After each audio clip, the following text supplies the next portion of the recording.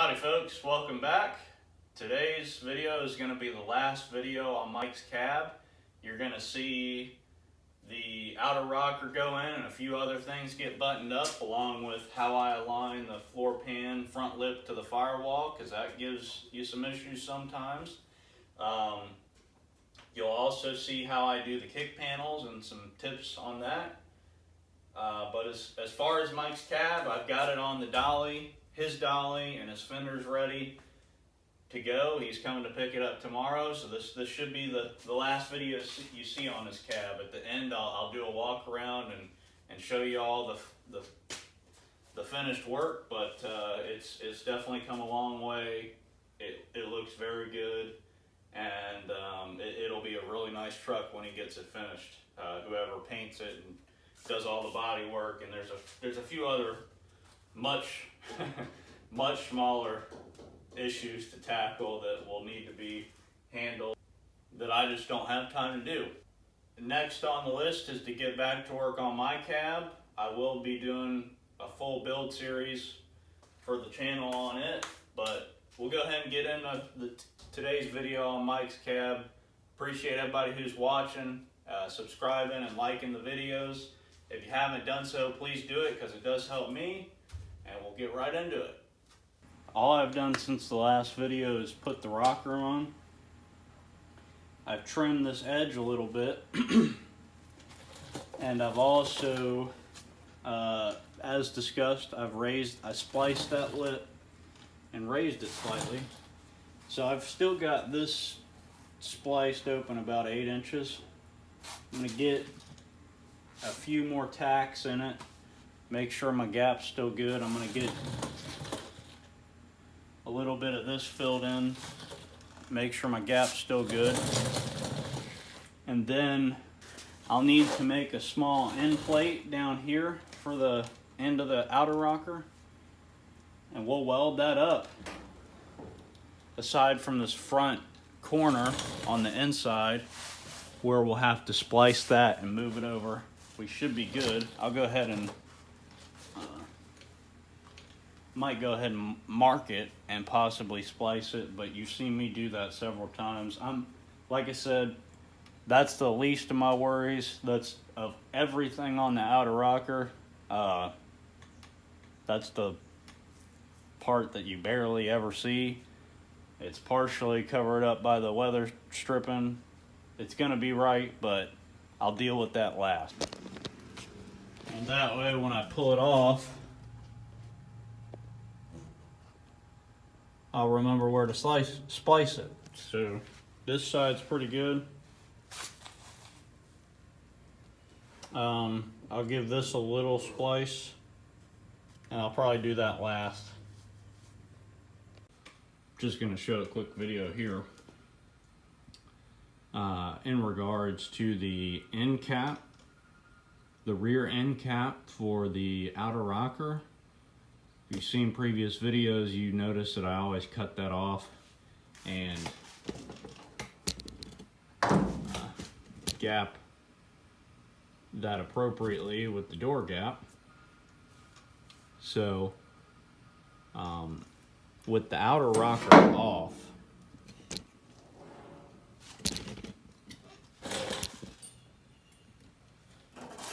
you use that contour gauge tool that I've linked in many of the videos. It should be on this one too, and you get the contour of the bottom of your pillar. Imagine the outer rocker's off, so you get the contour of the curve down in there, which ends up being pretty much that. Then you put your outer rocker on.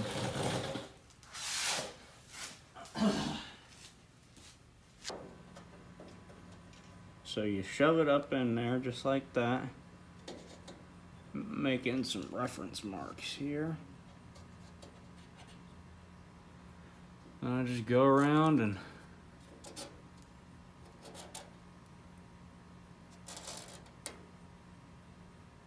mark her up.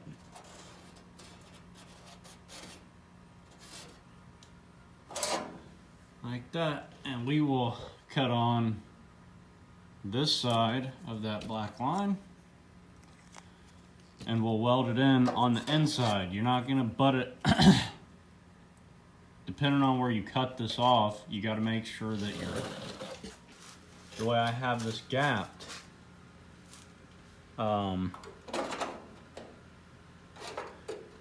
whenever you're making this little plate, you just got to keep in mind how your gap is set, whether or not you're gonna weld this plate on the end or on the inside, if that makes sense. Alrighty folks, so we're back again. We've got the passenger side rocker welded in place and the welds ground down. It turned out pretty good. Kept our gaps.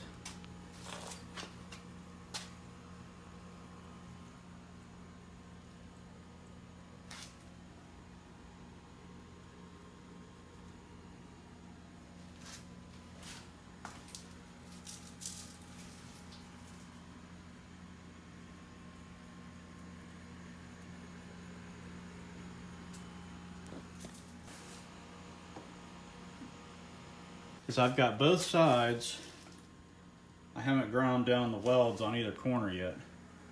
What I do is, if you've stuck around, I decide where I look at both cab corners where they're bad, and I get an idea of where I need to replace, where I need to cut them off at, and I try and keep both sides about the same. What you can't see in this video, which if you go back and look, the inside of that pinch weld seam is really ate up. Water and moisture gets up in there, or down in there, however it gets to it. And it just sits between those two layers, the floor pan and the pinch weld seam, and it just eats it up. And it looks pretty decent from the outside, but hopefully you can see all the pitting. Trying to get my light right here.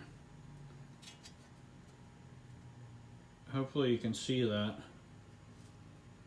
but you don't want to put this much time and effort into doing a cab and leave that kind of stuff in there. You know, you're already right here.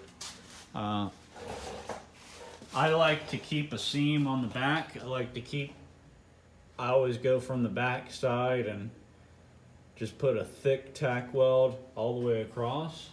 When you butt weld a panel like this, then you go back and grind those flat.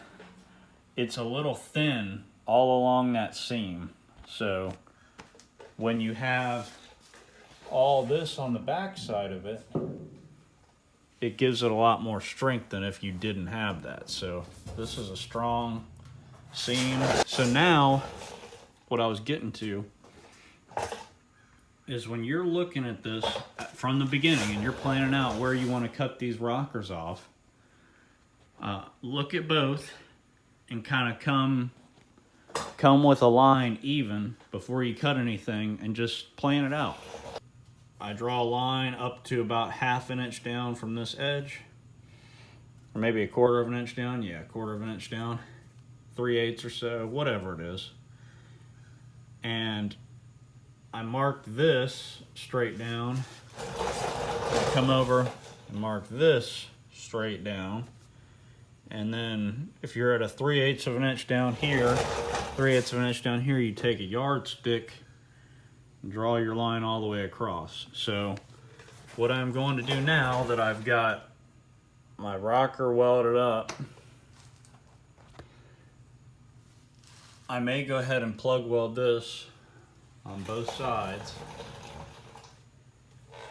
and then I'm going to cut this off and we're going to fit up our new piece. Now, once you get this cut off, you need to plug weld. You need to go ahead and plug up all the holes that you have through your new floor pan.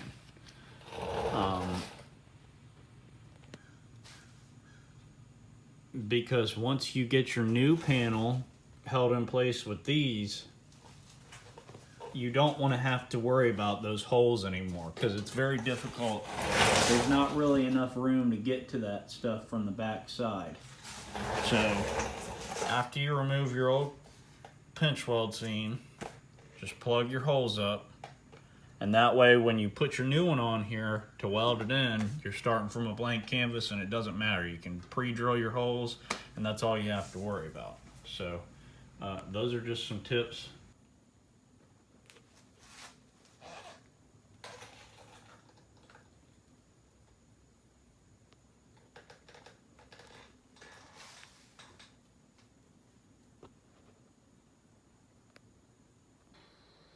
We have the new pinch weld seam welded in. We have the cab corners welded in.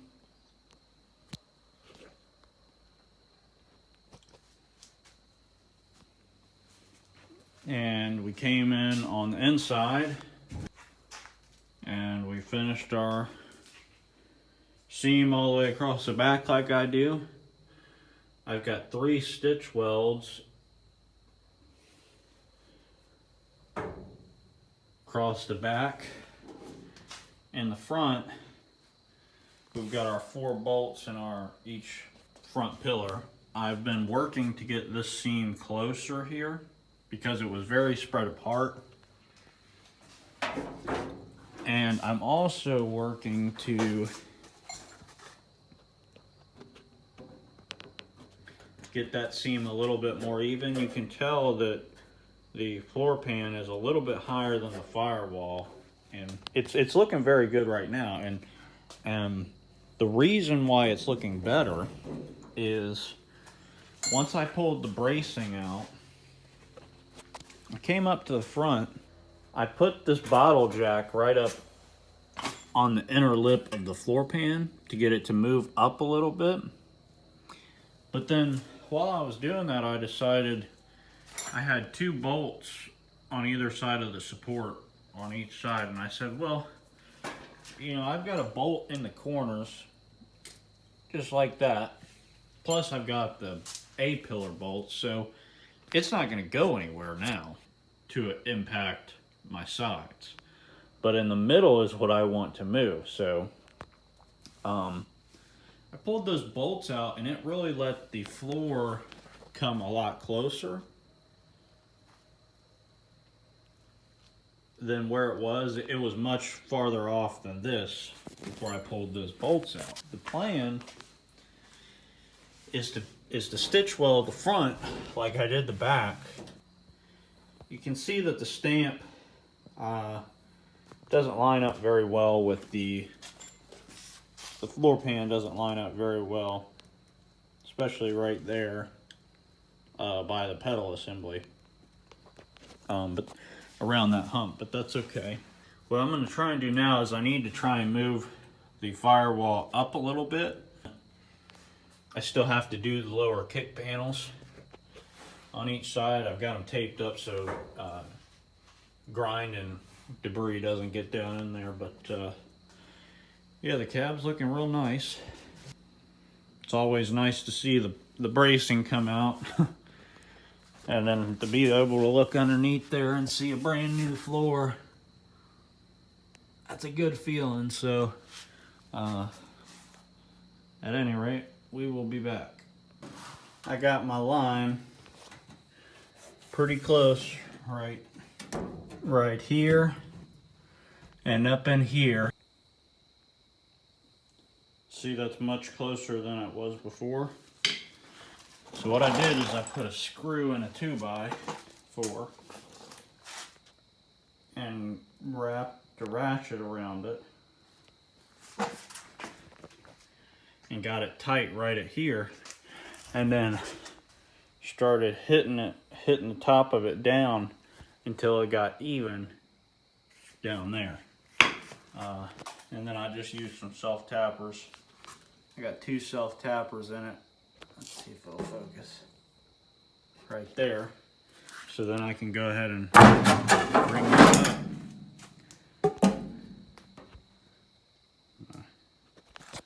And I'm real happy with that. I'm going to do this side now. And then focus on the middle left.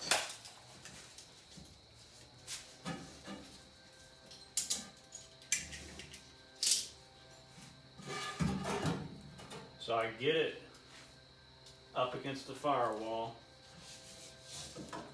Tighten my ratchet strap.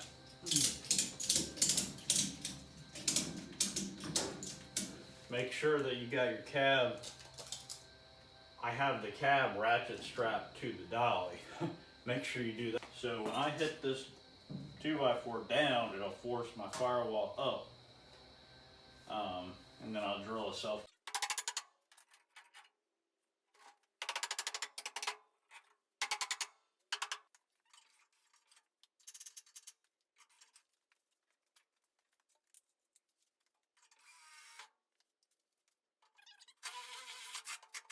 How close it is.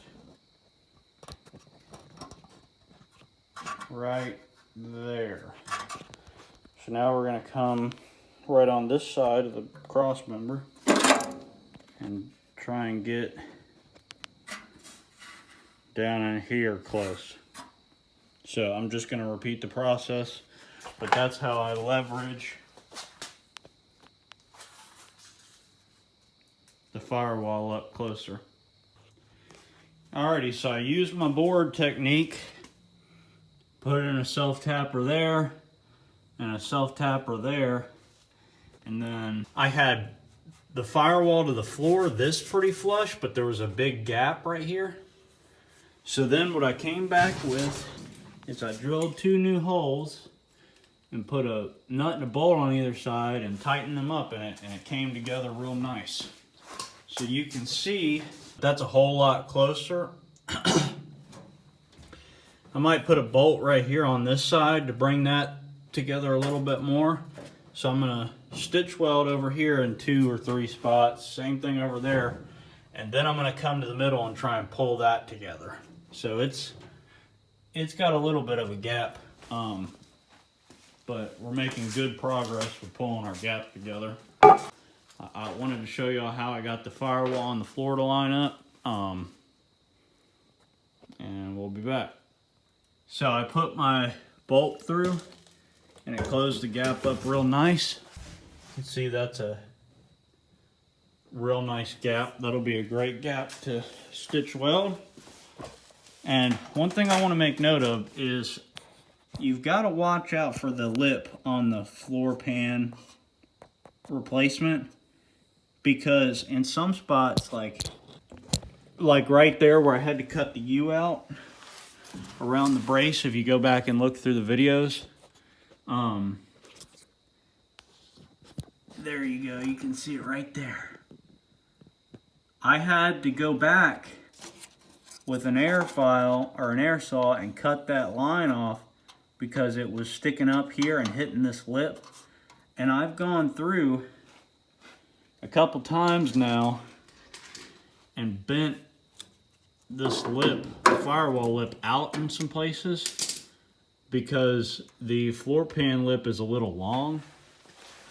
So once I get this welded back in, I'll go back, like you can see where I started to bend that lip out right here before I trimmed off that corner. When I'm done, I'll just go back and tap that down so it looks nice. The update so far is we've got some stitch welds in, all of our stitch welds in.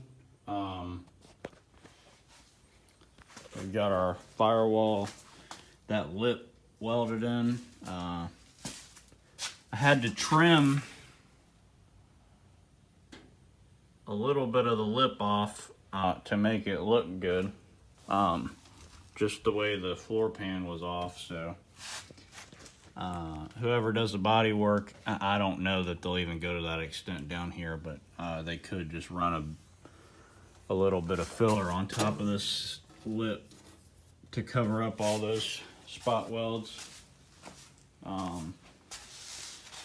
Right now I'm working on getting the kick panel in. And if you recall watching the floor pan installation series, the 3 videos, I don't remember which video it's in. It's either the second or the third, but if you recall, I had to cut off about an inch or so off the edge of each side. So now what I'm doing is I'm putting that back in there. And this is what I got my kick panel down to. So that'll be my lip.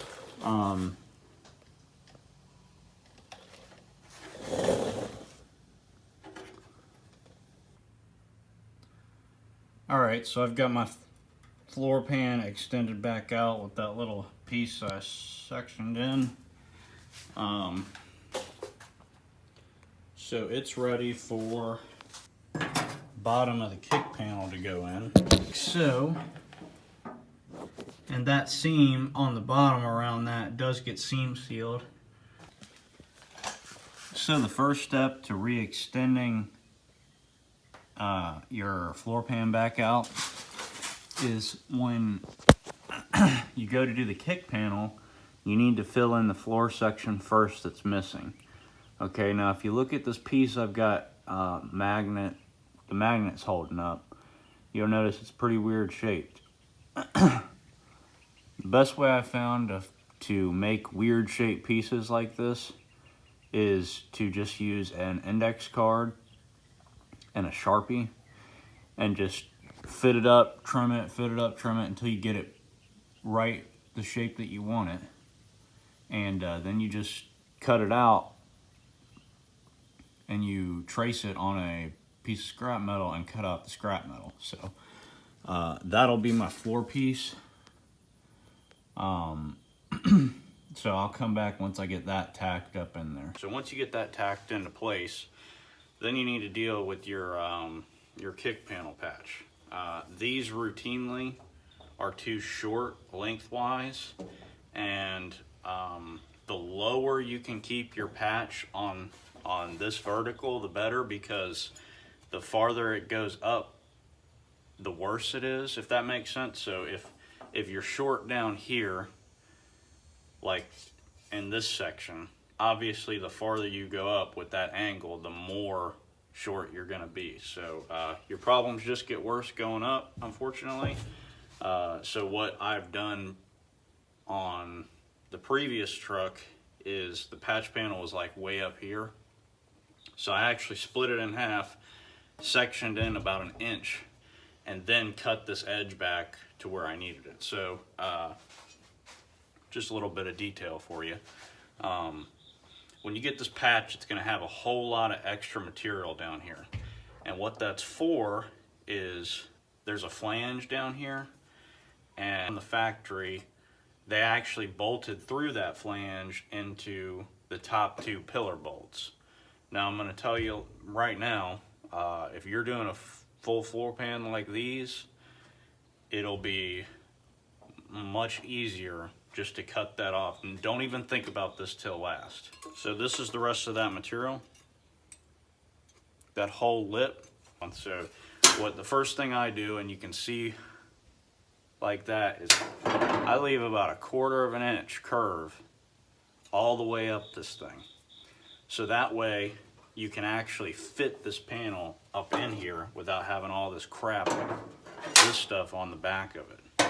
Okay, so when you get a curve about 1/4 of an inch like that, let's see if it'll focus. When you get about 1/4 of an inch curve right here around this whole thing, I've already cut the top part off, but you're gonna come in here and you're gonna keep trying to fit it. Now, past your floor, if your patch is going to not go above the floor pan to firewall gap right here, you don't need that lip any farther up because you've already got it. You already got it. So you can usually just cut that off like I did if you look at it from this angle. Right about here is my floor pan firewall lip, right there. So that's right about there. So I cut all the rest of that lip off. That way it'll sit flush up against this and I can fit it better. So you go through iterations of this, fit it, trim a little off, fit it, trim a little off. It's the same thing. And when you get it relatively close, you can mark it. And I always mark at least 1/8 of an inch above where you think you're good. So I've marked it 1/8 of an inch above what I can see. So I'm going to cut this off between this line and this line, those two little marks, and then bring it back, trim it down, fit it, and it's that process over and over and over again. Whenever you get these fittings snug, you weld it all in. Now, one thing I have noticed is this kick panel tends to bow in a little bit, tends to be a little recessed right in the middle. I just made them match, made them flush, and welded it in. So that's kind of the kick panel process. I'll tell you right now, if you want to leave all this stuff on it, try and wedge that down in there, it's going to make your life a whole lot harder. So that's just the best tip I can give you. I've tried working it like this. I tried a truck, on one truck I did. I actually installed the kick panels before I even put the floor pan in it, and that turned out to be a huge pain in the butt and a mistake. So I had to cut them back out. This curve does not really match your outer rocker curves. It makes it way easier if you wait till the end. That way your outer rock, everything is there. Don't make your life harder for the outer rocker or the floor pan or anything else. Just do this last. So, you know, that's my recommendation. That's the simplest way. So we'll continue. I got my piece trimmed down to fit like I want it. And what I do on the back side of these is I spray all the inside with rust inhibitor. That way everything's covered. And obviously this kind of melts in with the weld, so there's no totally exposed surface. And then I have the rest of this prepped. I give in there one good coating, stick that in there just like that, and weld it in. Okay, so I got my kick panel installed. I'm real happy with how it fit. Once again, you know, I have no way of really getting up and cleaning up that anymore, and it's going to be under seam sealer, so that's all going to be left the way it is. I filled in the gap, and that'll get seam sealed real good too. That's kind of the gist of the kick panels. I really don't know what else to tell you as far as that goes. If you look back a couple of videos, I replaced this flange on the other side, this inner flange, because that can rust out obviously too. So if you need to know how to do that, just look back a couple of videos. It's in the thumbnail. This is the end of the series of videos on Mike's cab, but you can see here I saved most of the metal that I cut out. This was the old floor pan. A lot of surface rust on it. The bracing in the middle was okay. The floor did have some thin spots, but all the supports were bad. If it were my truck, I'd want the whole floor replaced. You know, I think it looks better. It's not patched together, that sort of thing. Especially if you've got sections of the floor like up in the front, or your inner rockers are bad, like these were going bad. I think it looks a lot better to do a full floor pan replacement. So these two pieces right here are the inner rockers. Those two are your A-pillars. These are your cab corners. You can see both had holes rotted through them. One was just chock full of Bondo. The other had a little riveted patch on it. This is your rear pinch weld seam, this piece right here. And obviously the two rockers that have holes all through them. So she's all done. I'll walk you around in just a second, but this is kind of the final video on Mike's cab. So I appreciate everybody who's been sticking around. I hope that it served you well, and maybe it'll help you with your projects. So once again, if you've gained anything from these videos and you haven't done so, please subscribe, help me out. I would appreciate that. So now I'll just give you a little walk around.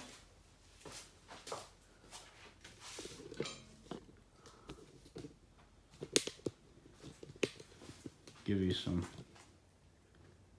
a little bit more up close footage of the patch, or the cutouts that I did.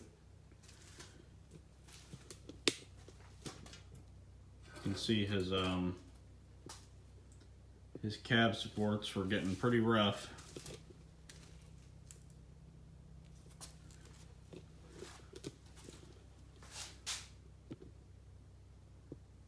A pillar turned out real good. The outer rocker turned out real good.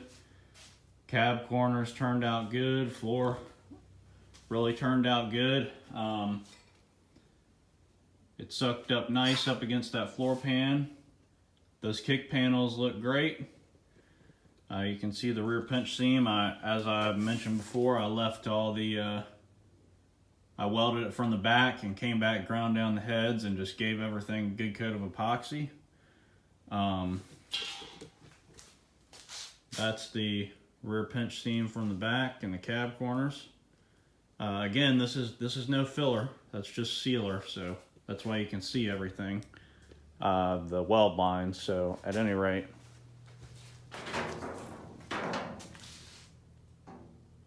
very pleased with it. Turned out great. This is going to be a nice truck when it's done. I think Mike will be a lot happier with knowing that his whole floor is new. Pretty much the bottom 8 inches of his whole cab are new. So, and this is mine. She hasn't been touched in a while, but we'll get back to her eventually. My plan is to do a full build series on my truck. They're both blue, so if you haven't been sticking around for all my videos, you might not realize this, but I got twins over here, so they're both they're both the same color. That's why it may be confusing if you've gone back and looked at videos, but I've actually done both of these cabs. That is my cab, and then this is Mike's cab. So, but anyway, I'm really happy with the way this turned out. Once again, it's going to be a really nice truck when he's done with it. Hopefully whoever he gets to do the body work and the paint does a good job. But at least he knows at the end of the day that he's going to be much safer riding around in it with all new metal in the floor. So I always use grade 8 bolts on the pillar bolts. There are 2 at the back and 4 at the front. 2 at the front are exposed. You can't see 2 inside the pillar. I always use grade 8 bolts just because it is overkill for sure, but you know, your life is dependent on, you're strapped to that floor pan. You want to make sure that that floor pan stays where it needs to stay. So but anyway, these things are built pretty stout. Everything's 18 gauge. The replacement floor pan's 18 gauge, so